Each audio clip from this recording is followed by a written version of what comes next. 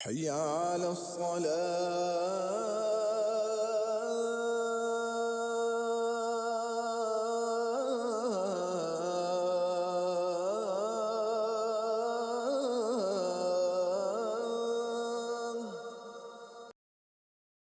الحمد للہ رب العالمین والصلاة والسلام علی رسولہ الکریم وعلی آلہ وصحبہ اجمعین۔ ناظرین کرام، آج ہم نماز میں قیام کا طریقہ سیکھیں گے۔ نماز کیسے شروع کرتے ہیں؟ تو سب سے پہلے نیت آپ نے کی دل کے ساتھ، اور اس کے بعد نیت کو حاضر کیا، اور اب آپ نے شروع کرنی ہے نماز۔ تو آپ کا ہاتھ یا کانوں تک یا کندھوں تک اٹھنا چاہیے، یا کانوں کے نرم حصے تک یا کندھوں تک اٹھنا چاہیے، یا اس کے بیچ میں کہیں بھی ہو۔ اس میں جو وہ ہے کہ جناب عورتیں ہوں تو یہاں تک، مرد ہوں تو یہاں تک، ایسے فرق کرنے والی کوئی روایت صحیح نہیں۔ اور پھر انگلیوں کے ساتھ ان کو پکڑنے والی بھی کوئی روایت نہیں ہے۔ تو یا کانوں کے لو کے برابر ہو، مناسب انگلیوں کا فاصلہ روٹین میں کوئی شرط نہیں کیسی ہوں، اور یا کندھوں تک یا اس کے بیچ میں کہیں آپ کا فاصلہ ہونا چاہیے، اور اس طریقے سے آپ نے رفع الیدین کرنی ہے، اور اس میں کسی مسلک کا بھی اختلاف نہیں ہے میرے علم میں۔ البتہ میں نے عمان میں، مسقط میں کچھ لوگوں کو دیکھا ہے کہ وہ آتے ہیں سیدھے اور آ کر کھڑے ہو جاتے ہیں، اور بعد میں رکوع میں چلے جاتے ہیں۔ وہ شروع والی رفع الیدین بھی نہیں کرتے۔ اللہ جانے ان کے پاس کیا دلیل ہے۔ وہ عبادی لوگ ہیں، خوارج کی ایک قسم ہے۔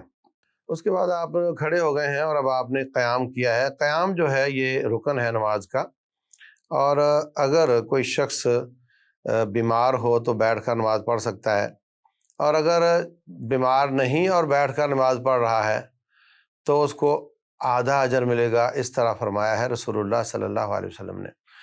ہم دیکھتے ہیں کہ بعض لوگ عشاء کے بعد بیٹھ کر نماز پڑھ رہے ہوتے ہیں، حالانکہ وہ صحیح سالم ہوتے ہیں۔ تو نبی صلی اللہ علیہ وسلم کی اگر اس کو آپ سنت سمجھیں، تو اگر آپ نے اس طرح پڑھا ہے بیٹھ کر تو وہ کسی وجہ سے ہوگا۔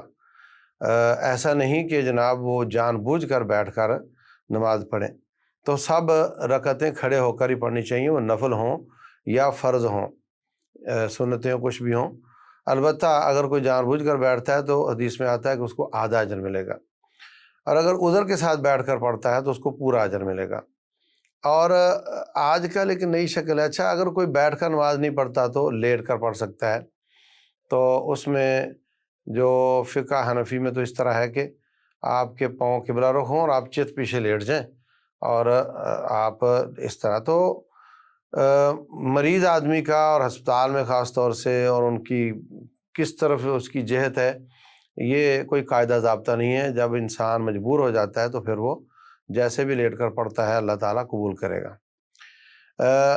تیسری شکل جو نکل آئی ہے وہ کرسی کی، اور یہ کرسیاں بہت بڑھتی جا رہی ہیں ہماری مساجد میں، حرمین میں بھی نظر آتی ہیں۔ لیکن جو حرمین والی کرسی ہے نا، وہ اتنی چھوٹی سی ہے کہ دونوں طرف ٹانگ آپ کی آ جاتی ہیں، اور آپ کے پاؤں بھی مل رہے ہوتے ہیں اور آپ کے کندھے بھی مل رہے ہوتے ہیں۔ اور ہمارے ہاں جو کرسیاں ہیں یہ تو باقاعدہ بازوؤں والی، اور یہ ایسی ہیں کہ جناب وزنی ہیں۔ حرم والی جو ہیں وہ ہلکی ہیں، ان کو اٹھا کر مریض آدمی بھی آگے پیچھے موو ہو سکتا ہے، لیکن ہماری جو کرسیاں ہیں وہ وزنی ہیں اور بازوؤں والی ہیں۔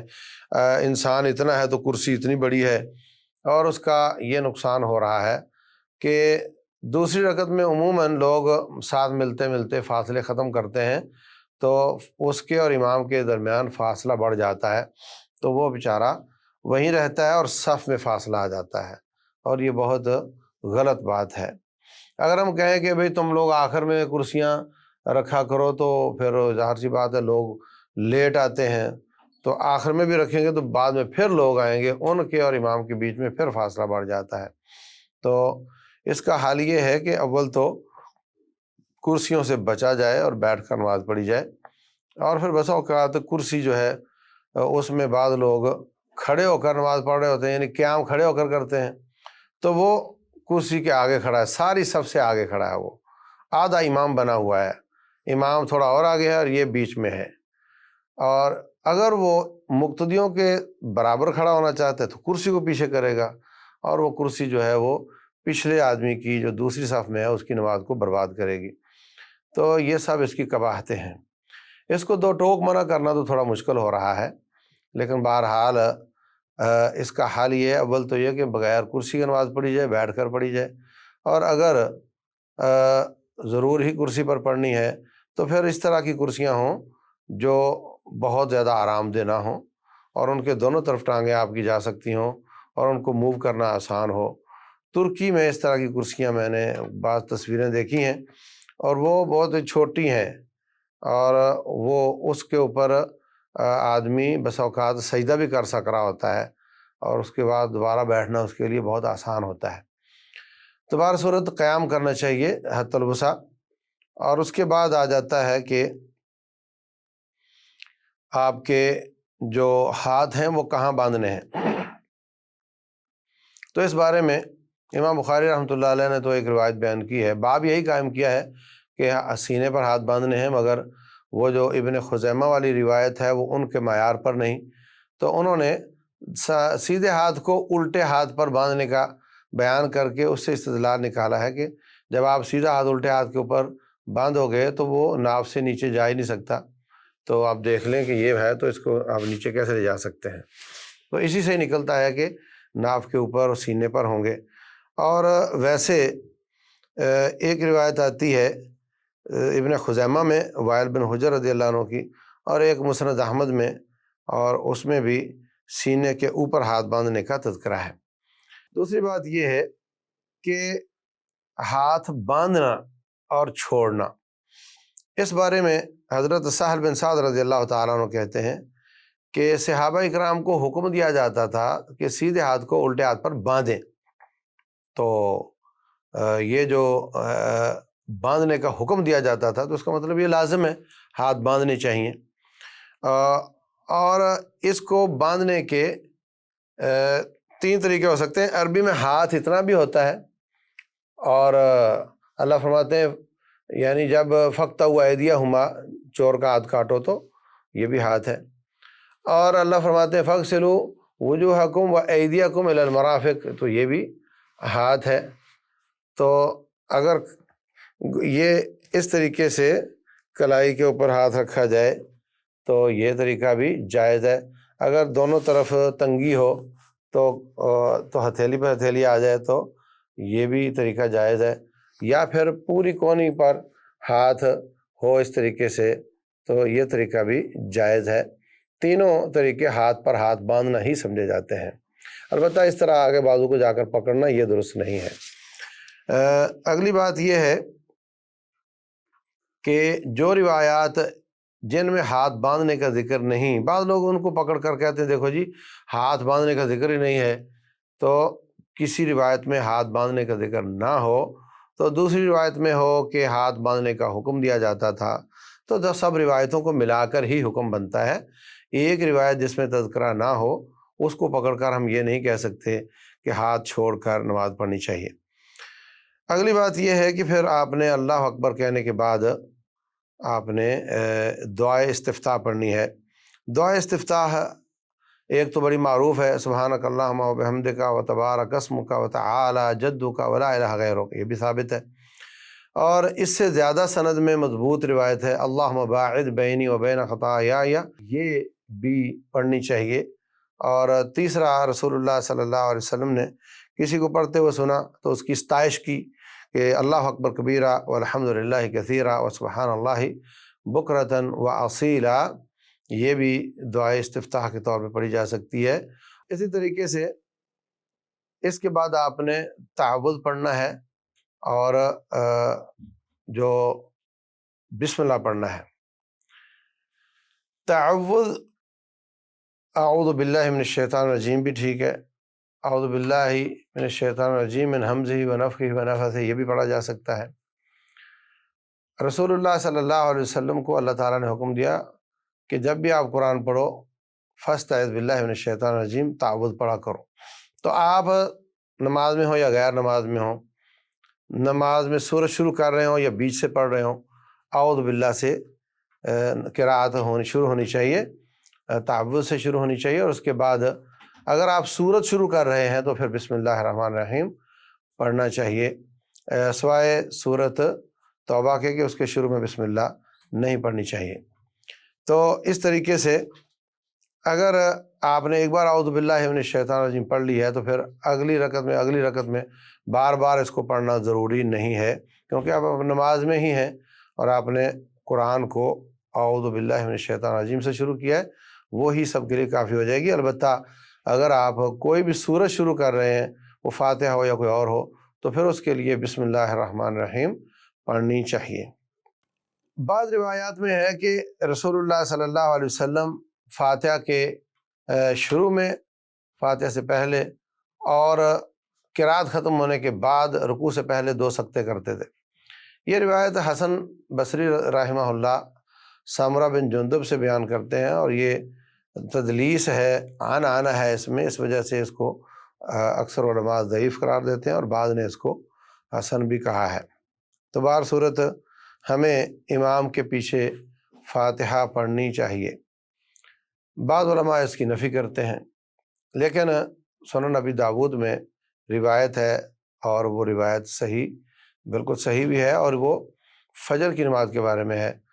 رسول اللہ صلی اللہ علیہ وسلم نے نماز پڑھائی، اس کے بعد فرمایا کیا تم لوگ میرے پیچھے قرات کرتے ہو؟ کہنے لگے جی کرتے ہیں۔ تو فرمایا مالی انازع القرآن، مجھے یوں جھگڑا لگ رہا تھا جیسے قرآن سے جھگڑ رہا ہے۔ جیسے آپ جانتے ہیں کہ نماز کے علاوہ بھی 3-4 لوگ اونچی آواز سے قرآن پڑھ رہے ہوں تو توجہ دوسرے کی طرف چلی جاتی ہے اور اپنی توجہ کم ہو جاتی ہے۔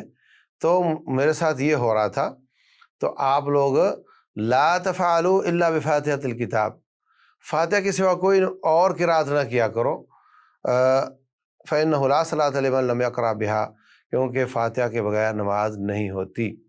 تو کچھ روایات میں قرات سے منع کیا گیا ہے، اس روایت میں منع کی جگہ بیان کر دی گئی کہ اس سے کون سی قرات مراد ہے جو فاتحہ کے علاوہ ہے، اور بعض روایتوں میں فاتحہ کو لازم پڑھنے کا حکم دیا گیا، وہ بھی اس حدیث میں موجود ہے، اور حدیث بھی جہری نماز کی ہے۔ تو اس لیے یہ فیصلہ کن روایت ہے، اس کے تحت فاتحہ پڑھنی چاہیے، اور فاتحہ کے علاوہ قراءت امام کے پیچھے نہیں کرنی چاہیے جب وہ جہری نماز پڑھا رہا ہو۔ بعض لوگ کہتے ہیں دیکھو جی قرآن کہتا ہے کہ کان لگا کر سنو، تو وہ جو کان لگا کر سننے والی روایت ہے، آیت ہے قرآن کی، وہ تو مکہ میں نازل ہوئی ہے، اور یہ باجماعت نماز کا حکم یہ مدینہ میں آیا ہے، تو اس کا اس سے تعلق نہیں ہے۔ اس لیے فاتحہ ہر صورت پڑھنی چاہیے، اگر آپ نہیں پڑھ پائے ہیں تو آپ پھر اس رکعت کو دوبارہ پڑھ لیں، اور اگر آپ کا امام ہمیشہ آپ کو پڑھنے نہیں دیتا تو پھر ایسے امام کے پیچھے آپ نماز نہ پڑھیں، لیکن فاتحہ پڑھنا لازم ہے۔ اگر آپ آئے ہیں اور نماز شروع ہو چکی ہے تو امام قراءت میں ہے، فاتحہ کے علاوہ قراءت میں ہے، تو پھر آپ دعائے استفتاح نہیں پڑھیں، اعوذ باللہ بسم اللہ، اور آپ فاتحہ پڑھ لیں، اور اس کے بعد آپ خاموش ہو جائیں۔ اس کے علاوہ فاتحہ کے بعد آپ نے آمین کہنا ہے، تو رسول اللہ صلی اللہ علیہ وسلم سے ثابت ہے اذا امن الامام فامنوا، جب امام آمین کہے تو آپ بھی آمین کہو۔ اگر تمہاری اور امام کی اور فرشتوں کی آمین برابر ہو گئی، موافق ہو گئی، تو تمہارے پچھلے گناہ معاف ہو جائیں گے۔ تو ظاہر سی بات ہے، ہمیں کیسے پتہ چلے گا کہ امام نے کب آمین کہی ہے؟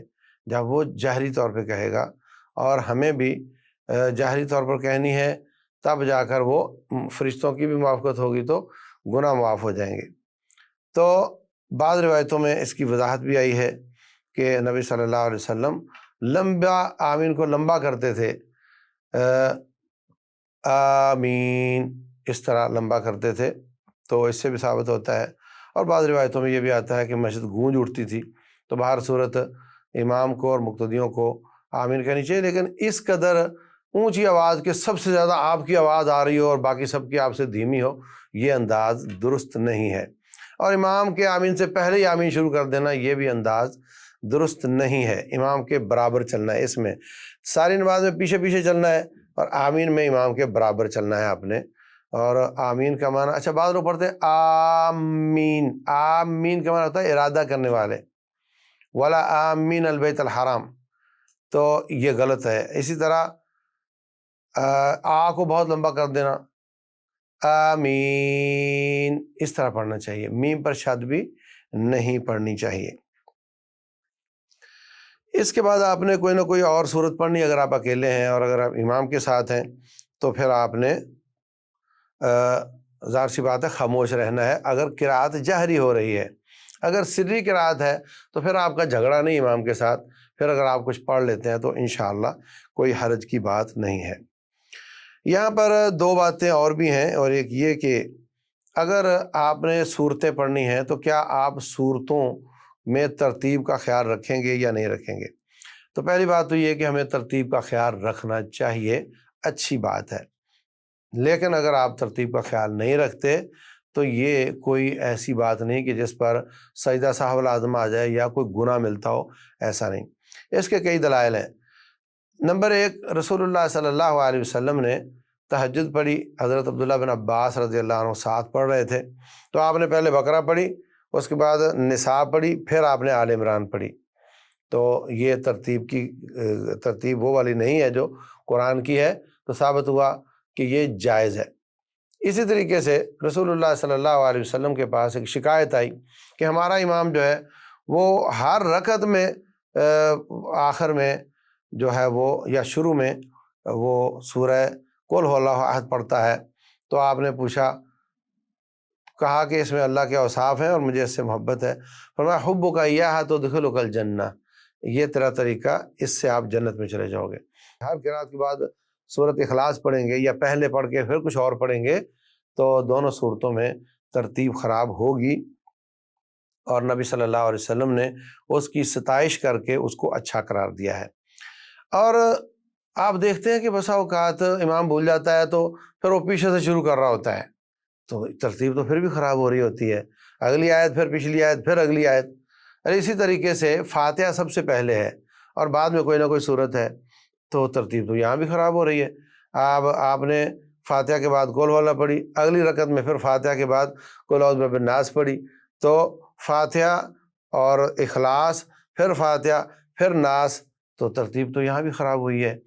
تو اس طریقے سے اس کو بعض لوگ بہت محسوس کرتے ہیں جی ترتیب خراب ہو گئی ہے، یہ کوئی بہت بڑا مسئلہ نہیں ہے۔ اسی طریقے سے کبھی کبھی دوران قرأت سجدہ تلاوت آ جاتا ہے، تو پہلی بات تو یہ کہ سجدہ تلاوت فرض نہیں ہے، اگر کبھی چھوٹ جائے تو نبی صلی اللہ علیہ وسلم سے ثابت ہے کہ آپ نے سجدہ تلاوت والی آیت پڑھی اور بعد میں سجدہ تلاوت نہیں کیا، ایک بار، اکثر آپ کرتے تھے۔ نمبر دو، کرنا چاہیے اور فوراً کرنا چاہیے، لیٹ نہیں، لیٹ کریں گے تو وہ سجدہ تلاوت نہیں رہ جاتا۔ تو پھر اس کے لیے یہ ہے کہ اگر آپ بغیر نماز کے ہیں تو اللہ اکبر کہہ کے سیدھا سجدہ میں چلے جائیں اور اٹھ جائیں، اس کے لیے پہلے کھڑے ہونا پھر سجدے میں جانا یہ ضروری نہیں۔ اسی طریقے سے اس میں کوئی سلام پھیرنا بھی ضروری نہیں، اور اسی طریقے سے تلاوت اگر آپ نے وضو کر کے شروع کی ہے اور وضو ٹوٹ جاتا ہے تو تلاوت جاری رکھیں۔ کسی آیت میں حدیث میں ایسا نہیں کہ آپ کی تلاوت وضو ٹوٹنے سے ختم ہو جانی چاہیے، اور اگر اس دوران وضو ٹوٹے ہوئے آپ کا آیت سجدہ آ جاتی ہے تو پھر آپ سجدہ بھی کر سکتے ہیں، اس کا حکم وہی ہے جو تلاوت کا ہے، واللہ عالم۔ اور اگر آپ دوران نماز سجدہ تلاوت کر رہے ہیں تو قرأت میں اللہ اکبر کہہ کے سجدے میں چلے جائیں، اور سجدہ تلاوت میں سجد وجہ للذی خلقہ وصورہ وشق سمعہ وبصرہ بحولہ وقوتہ فتبارک اللہ احسن الخالقین، سنن نبی داؤد کی حدیث ہے، 3 دفعہ یہ پڑھ لیں، یا سبحان ربی الاعلیٰ بھی 3 دفعہ پڑھ لیں گے تو گزارا ہو جائے گا۔ اس کے بعد بیٹھ کر اٹھنا یہ ثابت نہیں ہے، بس سجدے سے سیدھے کی سیدھے ہی آپ اٹھیں اور دوبارہ تلاوت شروع کر دیں، تو بیٹھ کر اٹھنا ثابت نہیں ہے۔ اسی طریقے سے دوران تلاوت اگر کوئی عذاب والی آیت آتی تو رسول اللہ صلی اللہ علیہ وسلم پناہ مانگتے تھے اللہ تعالیٰ سے، اور اگر جنت اور اس کی نعمتوں کا تذکرہ ہوتا تو آپ اللہ تعالیٰ سے سوال کرتے تھے، تو یہ کرنا چاہیے، اور اگر امام ایسا کر لیتا ہے تو مقتدیوں کے لیے بھی کافی ہو جائے گا۔ اور اسی طریقے سے سورہ الاعلیٰ میں سبح اسم ربک الاعلیٰ سبحان ربی الاعلیٰ، یہ بھی امام صاحب کو کرنا چاہیے، پڑھنا چاہیے، اور دوسروں کے لیے بھی کافی ہو جائے گا۔ اور اگر آہستہ آواز سے کوئی اور بھی پڑھ لیتا ہے تو انشاءاللہ غلط نہیں ہوگا۔ ثم ان علینا حسابہم، اس پر اللہ محاسبنی حساب یسیرا، اگر کوئی آہستہ سے پڑھ لیتا ہے تو انشاءاللہ اس کی بھی گنجائش ہے۔ اس کے علاوہ فَبِأَيِّ آلَاءِ رَبِّكُمَا تُكَذِّبَانِ کا جواب اور دوسرے تیسرے جواب جو ہیں وہ ثابت نہیں ہیں۔ آخری مسئلہ قیام میں ہمارے پاس یہ ہے کہ جو مغرب میں تیسری یا عشاء میں تیسری اور چوتھی رکعت ہے، یا ظہر اثر میں تیسری اور چوتھی رکعت ہے، ان میں قرات کرنی ہے یا نہیں کرنی۔ تو ایک روایت میں یہ ہے کہ نبی صلی اللہ علیہ وسلم آخری 2 رکعتوں میں خالی فاتحہ ہی پڑھتے تھے، اور ایک روایت میں یہ ہے کہ آپ ان میں بھی تلاوت کرتے تھے، تو جائز ہے۔ کوئی سجدہ سہو لازم نہیں آئے گا، بلکہ وہ بھی مسنون ہے۔ تو اس میں یہ ہے کہ رسول اللہ صلی اللہ علیہ وسلم کے بارے میں صحابہ فرماتے ہیں کہ آپ کی ظہر اثر کی پہلی 2 رکعتیں کتنی لمبی ہوتی تھیں؟ وہ اگلی 2 رکعتوں سے ڈبل ہوتی تھی تقریباً۔ پہلی 2 رکعتیں اگلی 2 رکعتوں سے ڈبل ہوتی تھیں، اور عصر کی پہلی 2 رکعتیں اور ظہر کی اگلی 2 رکعتیں تقریباً برابر ہوتی تھیں، اور عصر کی آخری 2 رکعتیں ان سے عصر کی پہلی 2 رکعتیں ڈبل ہوتی تھیں۔ تو ثابت ہوا کہ آپ ظہر کی اگلی 2 رکعتیں جو عصر کی پہلی کے برابر ہیں ان میں لا محالہ کچھ پڑھتے تھے۔ تو اور بھی روایات اس سلسلے میں ہیں، تو جائز ہے اگلی 2 رکعتوں یا 1 رکعت میں قرآن کے یہ فاتحہ کے علاوہ بھی پڑھنا جائز ہے۔ اور اگر کوئی شخص فاتحہ کے علاوہ کوئی صورت پہلی رکعتیں ہوں یا اگلی رکعتیں ہوں اس میں بھول جاتا ہے تو انشاءاللہ اس کی نماز جائز ہے، کیونکہ رسول اللہ صلی اللہ علیہ وسلم نے فرمایا لا صلاۃ لمن لم یقرأ بفاتحۃ الکتاب، فاتحہ نہیں پڑھی تو نماز نہیں ہوگی۔ تو ثابت ہوا فاتحہ کے علاوہ اگر کوئی قرات بھول جاتا ہے تو اس کی نماز ہو جائے گی انشاءاللہ۔ واللہ اعلم۔ تو اس طریقے سے ہم نے قیام کرنا ہے، اور ہماری نظریں سجدے والی جگہ پر ہونی چاہیے، ادھر ادھر نہ نظر گھمانی ہے اور نہ توجہ کو ادھر ادھر کرنا ہے، اور کوشش کرنی ہے کہ کھجلی وجلی ہو تو صبر کریں، کھانسی وانسی آئے تو اس کو بھی دبانے کی کوشش کریں، جوائیاں آئیں تو ان کو بھی دبانے کی کوشش کریں، اور پوری توجہ نماز میں ہو، اور کوشش کریں کہ آخری پاروں کا ترجمہ خاص طور سے سیکھ لیں، فاتحہ کا ترجمہ سیکھ لیں، نماز پوری کا ترجمہ سیکھ لیں، تاکہ آپ ترجمہ سمجھ کر جب پڑھ رہے ہوں گے تو انشاءاللہ آپ کو لذت بھی آئے گی، خشوع خضوع بھی ملے گا، اور انشاءاللہ آپ کی نماز کے نمبر زیادہ ہو جائیں گے۔ واللہ اعلم، وصلی اللہ وسلم وبارک علی نبینا محمد۔